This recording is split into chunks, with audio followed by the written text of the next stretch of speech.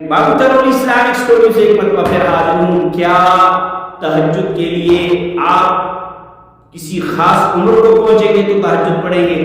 کیا آپ 50 سال کے بعد تہجد شروع کریں گے؟ کیا آپ 40 سال کے بعد تہجد شروع کریں گے؟ کیا آپ بالغ ہونے پہ تہجد شروع کریں گے؟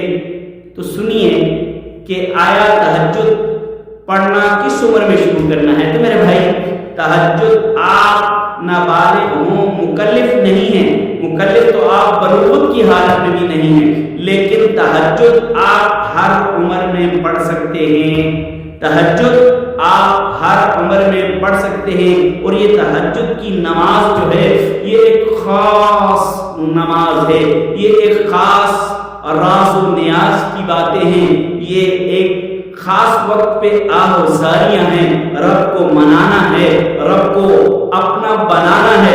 رات کی تہائی ہو، ٹھنڈی رات ہو، آپ اٹھے، ٹھنڈے پانی سے وضو کریں اور جا کے رب کے سامنے کھڑے ہو جائیں۔ جس وقت رب فرماتا ہے آ جاؤ میں تمہارے گناہوں کو معاف کر دوں، آ جاؤ تمہاری خطاؤں کو معاف کر دوں، آ جاؤ رزق مانگو رزق عطا کر دوں، آ جاؤ اولاد مانگو اولاد دے دوں، آ جاؤ جو چاہو وہی عطا کروں گا۔